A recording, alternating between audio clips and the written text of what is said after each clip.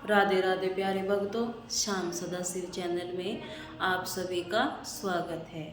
आज हम आपके लिए लेकर आए हैं कार्तिक महात्म का 8वां और 9वां अध्याय। आइए सुनते हैं।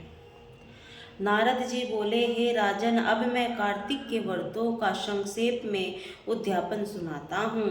व्रत पूरा होने के फल और विष्णु भगवान की प्रसन्नता के लिए कार्तिक शुक्ला चतुर्दशी को उद्यापन करें। तुलसी के ऊपर 4 हार द्वारों का मंडप बनाकर तोरण बंदरवाल बांधकर फूल के चमर से सजावें और चारों द्वारों पर मिट्टी के बने हैं पुण्यशील सुशील्य और विजय द्वारपालों का पूजन करें। तुलसी के पास 4 अंगों से सुशोभित सूत्रोबद्ध चक्र बनावें। उसके ऊपर पंचरत्न और नारियल रखकर एक सुंदर कलश स्थापित करें। फिर वहां शंकर चक्र गदाधारी पीतांबर से युक्त लक्ष्मी सहित विष्णु भगवान की स्थापना करके पूजन करें। वती पुरुष मंडल और इंद्रादि को पूजें। द्वादशी को भगवान उठे, त्रयोदशी को देवता ने उनके दर्शन किए और चतुर्दशी को पूजन करें। उस दिन शांत और सावधानी से उपवास करें। गुरु की आज्ञा को प्राप्त करके भगवान कृष्ण को सर्वणिमयी प्रतिज्ञा का पूजन पोष्टोच्चार करके और विविध भोग अर्पण करें। रात्रि में जागरण कर भजन कीर्तन करता रहे। प्रातः काल उठकर नित्य नैमित कर्म करे। तत्पश्चात हवन करे। ब्राह्मणों को भोजन करावे। धन का लोभ छोड़कर यथा दक्षिणा देवे। उपवास कर ऐसे वैकुंठ को पावे। इस वैकुंठ चतुर्दशी का महात्म को देवता और शेष जी 100 वर्ष में भी नहीं कर सकते। जो भगवान चक्रपाणी के जागरण से भक्ति पूर्वक आंगन में गायन और नित्य करके उसको सहज गो के द्वार करने हैं का फल मिलता है, उसी दिन विष्णु भगवान मत्स्य रूप होते हुए उसको प्रसन्न करने के लिए इस विधि से उन ब्राह्मणों को खीर आदि अन्न का भोजन करावें तथा अतो देवो मंत्रों के तिल खीर का हवन करें। यथा पश्चात तथा शक्ति दक्षिणा दे तथा नमस्कार करें, जिसके करने से अक्षय फल मिलता है। फिर विधि पूर्वक कपिला गौ का पूजन करें। उपदेश करने वाले गुरु को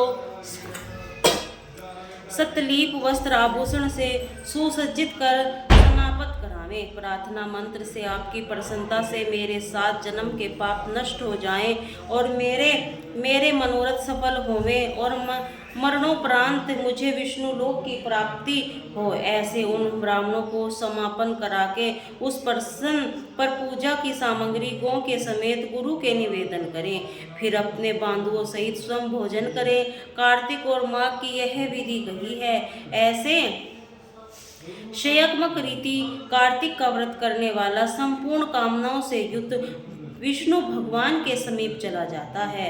राजा पृथु ने कहा, हे नारद जी, आपने कार्तिक मास के व्रत में तुलसी की जड़ में भगवान विष्णु का निवास बताकर उस स्थान की मिट्टी का पूजन बतलाया। अब मैं भी श्री तुलसी जी के महात्म को सुनना चाहता हूँ। तुलसी कहाँ और कैसे उत्पन्न हुई, ये बताने की कृपा करें। नारद जी ने कहा, हे राजन, एक समय जब देवलोक बृहस्पति और देवराज इंद्र कैलाश पर्वत पर शंकर जी का दर्शन करने के लिए गए तो शंकर जी ने उनकी परीक्षा ली। उन जटाधारी दिगंबर से उनका मार्ग में ही अनुरोध कर डाला। यद्यपि वे तेजस्वी, शांत, लंबी भुजा, चौड़ी छाती वाले गौरव गण अपने विशाल नेत्रों युक्त, सर पर जटाधारी वैसे ही बैठे थे, तथापि इंद्र के शंकर जी को न पहचाना।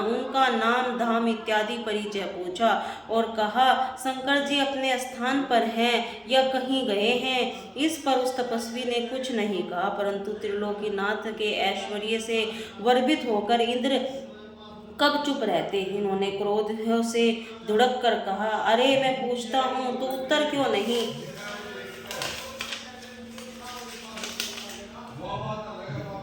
देता। मैं अभी इस व्रज से मारता हूँ, फिर देखता हूँ उस दुर्मति की रक्षा कौन करता है।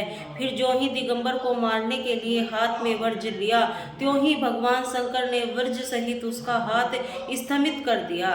और विकराल नेत्र ज्यों ही उसे देखा ऐसी विदित हुआ मानो वह दिगंबर प्रज्वलित हो उठा है और तेज से जला देगा। भुजाएं स्तंभित होने से इंद्र के क्रोध और दुख का अंत न रहा।